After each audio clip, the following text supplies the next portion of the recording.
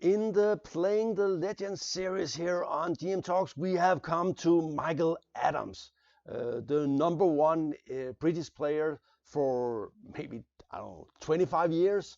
He is a very, very strong player, and he's been an inspiration for me throughout my career. I always ask myself, especially in the opening, what would Michael Adams do here? And if I have a problem with some opening, I said, okay, I will look at what Michael Adams does. And he is a very strong positional player and has been, well, consistently part of the world elite. And he will turn 50 here in November in this year, and is from the same year as I was born, 1971. But of course, he had a completely different career. Always been at the top. He still has above 2,700, which is very impressive given his age. I met him at the Calvia Olympiad in Mallorca in Spain in 2004 on board 1, and was completely crushed. And to this day, I'm not actually sure what I did wrong, but something was wrong for definitely, because I didn't feel like I had a chance at all. But it was very instructive, and you should get to see it as well. By the way, Michael Adams is a little shy, but a very pleasant guy, and very well behaved. There's no bad manners in the British gentleman. Okay, let's get on with the game. It was a Knight of Sicilian, and plays. And I've since realized that maybe the Knight of is not for me. I sometimes play it still because it's kind of cool opening, but it's also very difficult. And against the strongest players, it's really hard. Bishop e3 is one of the main lines. The other one, of course, is Bishop d5. I played Bishop e2 with white with some success in a big part of my career. e5 is the real Knight of move. It does look a little bit anti-positional, creating this big hole here, but black is having a nice piece play as a compensation, and usually he will be able to take on d5 in a manner that gives white a pawn here, which makes this problem go away. But not in my game, so which probably shows something. And all this is of course theory. The e4 f3 system is known as the English attack. b5, and this was something I prepared. That's of course a lot of theory in this opening. And rook c8, and I don't believe they play this anymore. They don't play rook c8. I haven't followed this system for some time, but I think rook c8 is probably off the cards at the moment. The plan is simply wrong. King b1, very typical Adams. He is very good at prophylactics and getting the queen out of any kind of checks, and any kind of problems that could arise on this diagonal makes a lot of sense. It's very Adams-like. Bishop e7 and g4, and this is in general white's plan is to launch an attack on d5, but it's not that simple. It's kind of a very complicated position where white is mixing positional considerations with attacking potential, and black is doing the same. And it is probably completely idiotic for me to go for this kind of position against a player like Adams, because he plays it much better than I do. But on the other hand, it's also the kind of position where a mistake can be fatal, and we are playing for all three results, not only draw or loss, as if I would play the Petrov or Berlin that I also sometimes play. Knight b6, and this is black's idea to cover this. There's also, oops, didn't play that. To cover d5 here, but there's also some ideas with this moves here. g5, and here maybe knight f d7 is better. I played knight h5, The good thing about the knight h5 is that there is no more kingside attack with the knight on h5. It will probably not happen. It's very difficult to get them going, but the knight is out of the game on h5 if the rest of the game happens on the king side, the queen side, and in the center. Queen f2 is getting ready for, and here we see that if the king was on b1, then bishop takes d5 would probably be a problem. But since it's the king is there, it doesn't work because the knight is hanging. So knight c4 is the idea, and here we see that maybe knight fd7 was better. Take, and here you could take, but then the rook is wrong on c8, and white plays this move, which is really, really annoying. And sometimes you just go here and say, okay, you have a weak pawn, I have a square here, and your piece is out of the game, and this is better for me. So I took the rook. I'm not really convinced about this move. And here he played a very positional move, and I was out of book. And here I think I have to take. I have to take here. I have to take here. This move would have been the best move, in my opinion.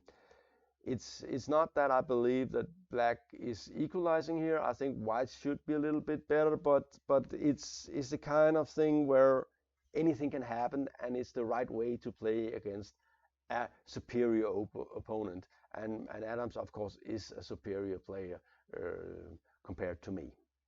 So this would have been the smartest play, and I think something like this and queen c4 or something is normal, with the idea to play something like, oops, I keep doing that, playing the a pawn forward and so on, and maybe b4. And black has decent compensation here. I think white should be better, but it's not a disaster for sure. Queen b8, and I was thinking, and that felt wrong, and it is wrong. And I think in general, when you have this feeling against strong players, you should listen very hard because it's telling you something. And queen b8 is just not a knight up move. It's just wrong. The queen does not belong here. It looks natural, getting out of the pin, covering here, and so on. Maybe getting ready for b, but and what I thought was smart, getting the bishop out of the way without parting with my fantastic bishop. Problem is, I can't really allow this knight to sit here forever. It's simply too strong. I had to get rid of it at some point, and I should probably have realized that. The thing is, if you take that, then you're sitting with your bishop left. You will always have a passive position, and white will have advantages on all sides of the board. From here on, you can say that Adams plays flawlessly, and I'm not having much of a chance. And I could take now, but he will have a very, very strong knight on e4, and I don't believe in this position for black. Queen h4 is coming, and it's very an f4 and so on. It's very unpleasant. So I went back, but and here comes another strong move, knight f1. Very, very unpleasant. The idea is simply, of course, that's one idea is to go here, and here or here, but another idea is just to go here, and if you get this, then there will be a strong attack on the h5. And I could just feel I'm getting outplayed here. My counterplay on the queen side is not going anywhere, and he's already coming, even though he played like really passive moves. It seems like I'm already almost lost positionally. So I took here, which was definitely not the point of bishop d8, and kind of make that move ridiculous. Rook takes, of course, castle, and And here I thought, okay, I have this knight is pretty good. I will get some counterplay at some point with f5. And comes knight g3. Just yeah, and getting rid of my great knight on h5, and the position is just better for him. So I could have tried knight f4, and he takes and go here, which is the problem. And even this is just so much better for him. He moves the rook and knight d5, and this bishop here, he will just play around it, and it's horrible. I took, which is also definitely not the point, and took back, and f6. Have to play this because in this position he's threatening a very swift attack.